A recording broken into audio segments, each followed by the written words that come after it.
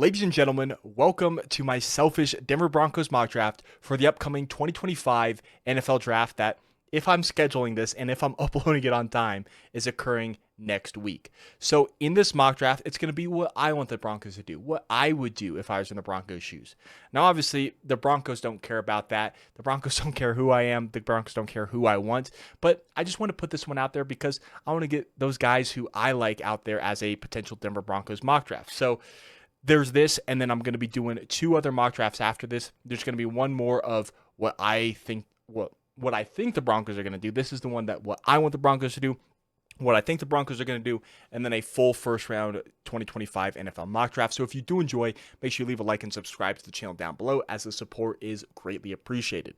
Now, with that being said, let's get into my selfish Denver Broncos mock draft. And starting off here at pick 20, we have Emeka Egbuka, wide receiver out of Ohio State. And to me, this was between three picks for the Broncos. Obviously, Emeka Egbuka is one of those picks.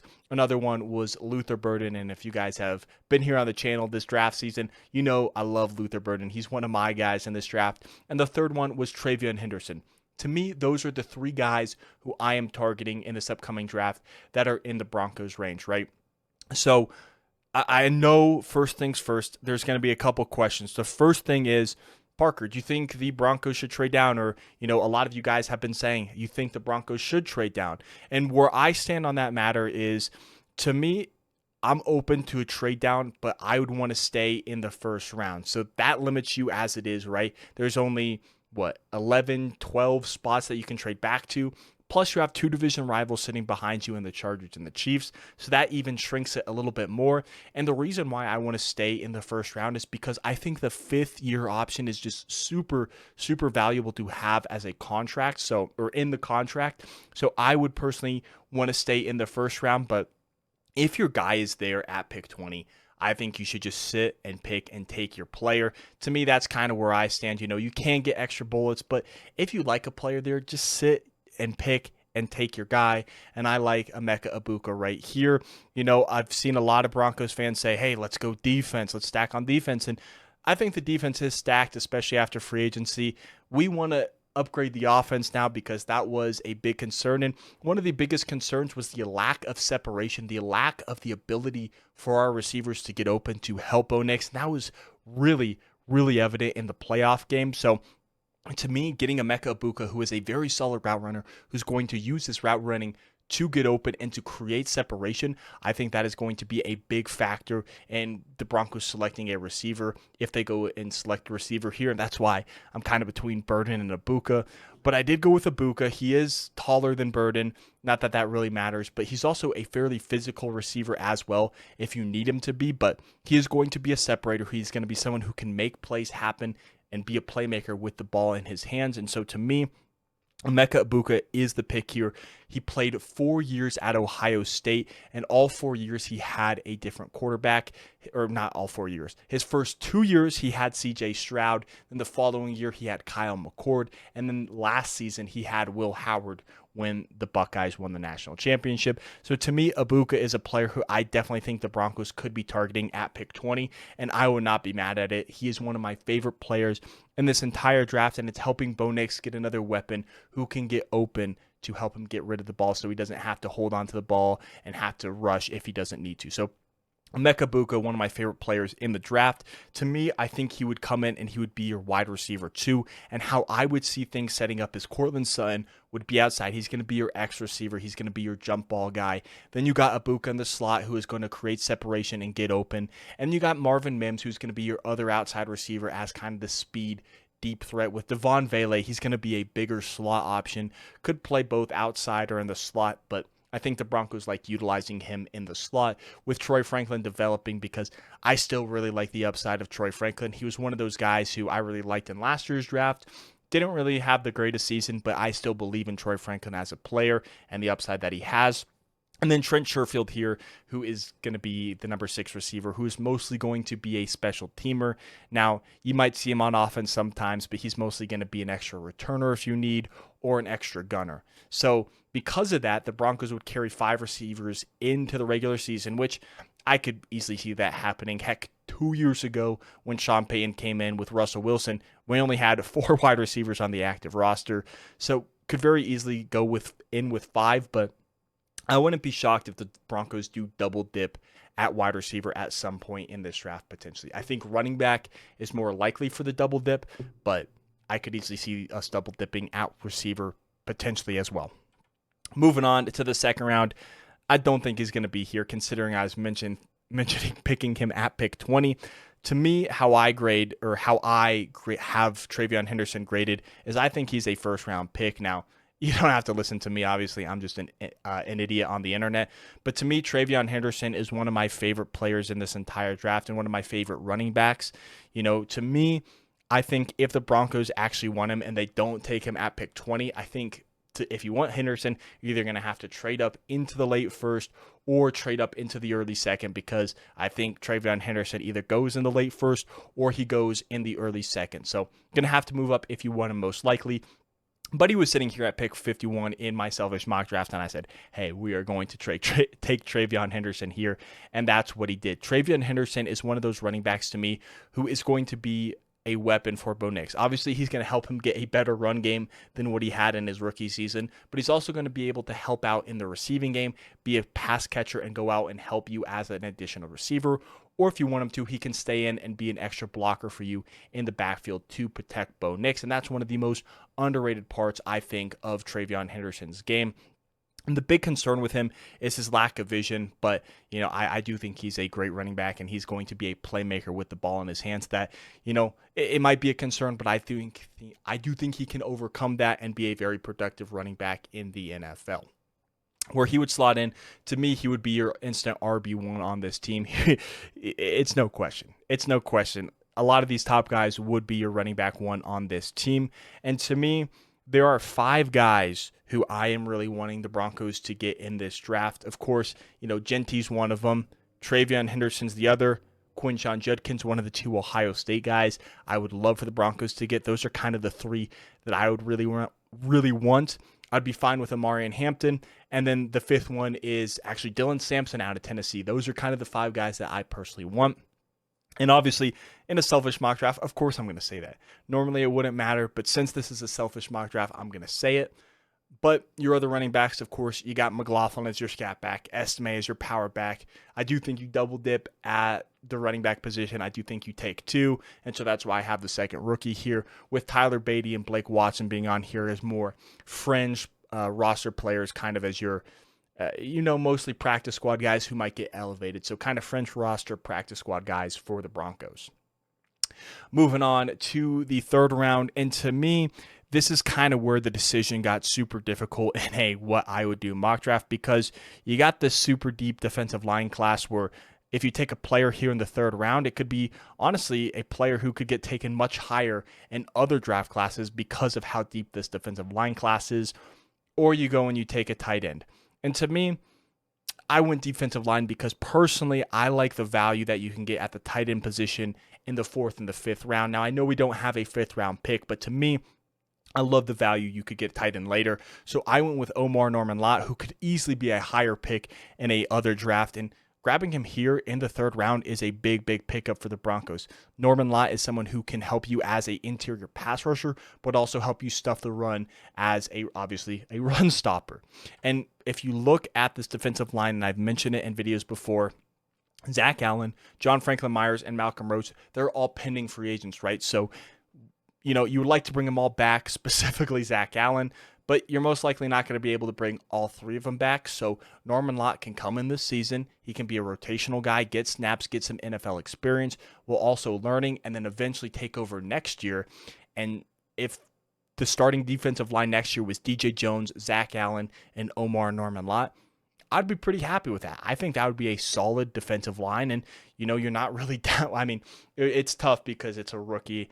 And so you say you're not really downgrading, but of course the rookie has to translate to the NFL. But Norman-Lott is someone who I really like. And so I like him as a developmental guy who can he can be rotated in, get some snaps, and then fully take over in the next offseason, because you're most likely not going to be able to bring back all your pending free agent defensive linemen. And with how deep this defensive line class is, not only in as an edge, but specifically the interior is where the Broncos would look. I really like Norman-Lott here as a potential guy. I know a lot of Broncos fans want to target one potentially in the first round, and for me, if we were to do that, I would personally go after Walter Nolan or Kenneth Grant. I'm not the biggest Derek Harmon fan who I've seen a lot of Broncos fans like. I like Walter Nolan and Kenneth Grant if we were to go with that in the first round, but I do think you target offense early, and then you're able to come in and get Norman-Lott here later and bolster your defense here in the third round. Moving on to the fourth round, we got Mitchell Evans, who I really like. He's a high ceiling tight end. I believe he has dealt with some adversity over the past few years with injuries, and he's someone who I like, who can get open, who can just be a separator and make plays happen with the ball in his hands. I am having a hard time talking right now because I recorded this video previously and my audio cut out, and I'm kind of mad about that because I really like the flow of how that one was going. Not loving the flow of how I'm presenting things right now, but anyway, we move. Mitchell Evans, he is someone who can make plays happen, make people miss with the ball in his hands, and be a playmaker with the ball in his hands. And honestly, it takes about 2 years for a tight end to fully develop most of the time. You know, there are, of course, exceptions like Brock Bowers, Sam Laporta, but he's someone who you have in your wings, get some snaps, and then Evan Ingram signed to a 2-year contract. So after his contract's up, maybe you re-sign him, maybe you bring him back, maybe you let him walk in free agency. But to me, you have Mitchell Evans waiting in the wings, developing to potentially take over. He's got a high ceiling, like I said. Love the upside that he brings. Not the greatest blocker, so he is going to be a receiving threat. But Mitchell Evans is someone who I like here in the fourth round as a value pick. And a lot of Broncos fans might call him a bust if he doesn't play a whole lot, or if he redshirts the entire year and doesn't suit up for a single game. A lot of Broncos fans might call him a bust, but that's what it's for. I guess there's no redshirt in the NFL, but if you have him as a healthy scratch to develop and then get more playing time as the season goes on or go on next season, I do like Mitchell Evans, and I do like the upside he brings.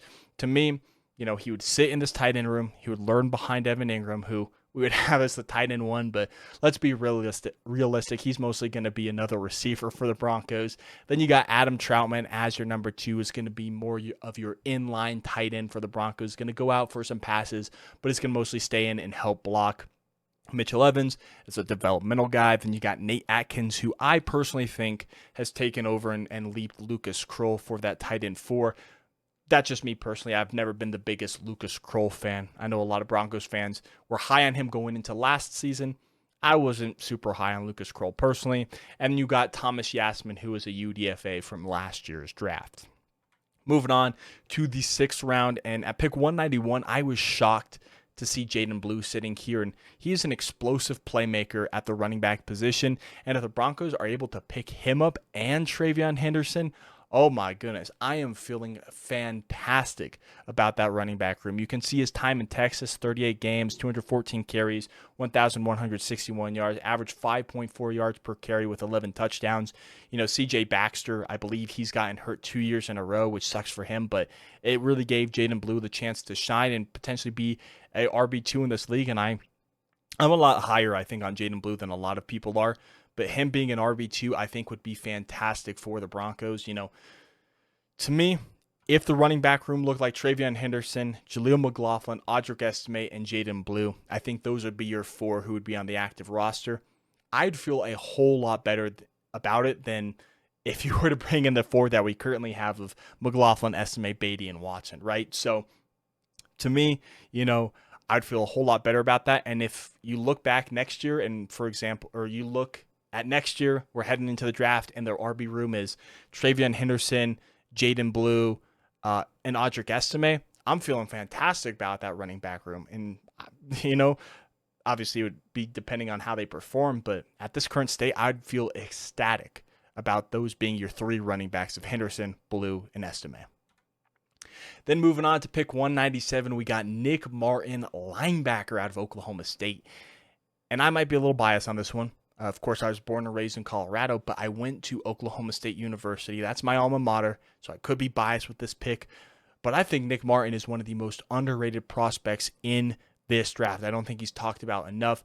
I could honestly see him going as a 4th-round pick in this upcoming draft. He is a do-it-all linebacker. If you need him to drop back into coverage, he'll do it. If you need him to rush the quarterback, he'll do it. If you need him to step up and stop the run and get all those tackles, he'll do it. He is a do-it-all player. I got front row seats. I got to watch every single game that he was in. Of course, he got injured this past season, but he is a very solid linebacker, one of the most underrated players in this entire draft, in my opinion, and I think would be a steal here in the 6th round. And I don't think our linebacking core is really, I think, of course, we got Dre Greenlaw, who I'm feeling good about, is 2 years removed from an injury, though. Alex Singleton, right, has a torn ACL. Will he be at 100% next season, even though he finished the game that he tore his ACL in? Of course, you got Drew Sanders, who he drafted as an inside linebacker, but has played some edge, and it's weird. He started as an inside linebacker his rookie year, got hurt last year, but he started to kind of transition to an edge rusher,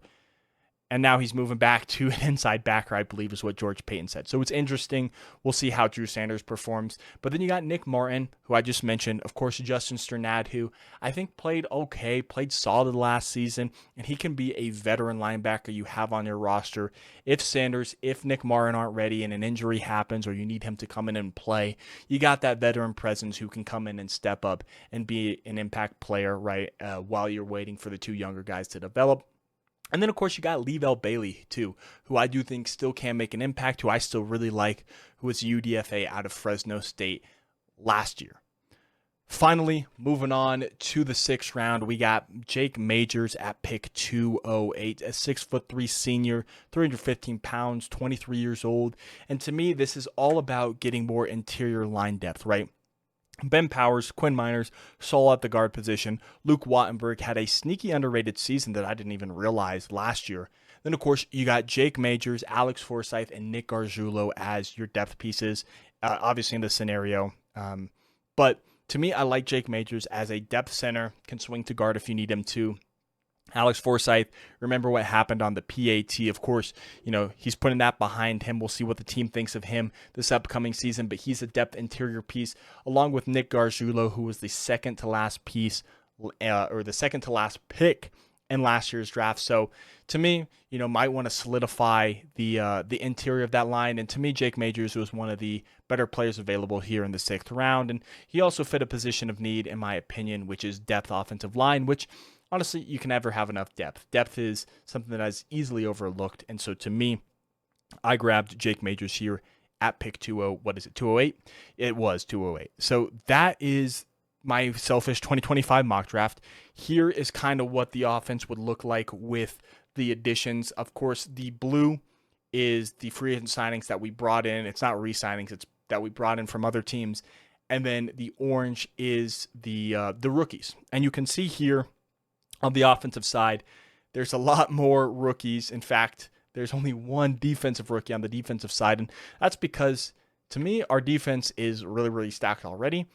And we need to build up this offense as well, right? I think free agency, that was for the defense. Now, the draft, this is where we're going to build up the offense to help Bo Nix, right? You got the line in place. I do think you need playmakers. You need to pick up another wide receiver. You need to pick up running backs, right? So, to me, the draft is about getting help for Bo Nix on offense, but also pick up some depth on defense as well and pick up potential future starters like Omar Norman-Lott with how deep this defensive line class is. Now, if you did enjoy, make sure you leave a like and subscribe to the channel, as the support is greatly appreciated.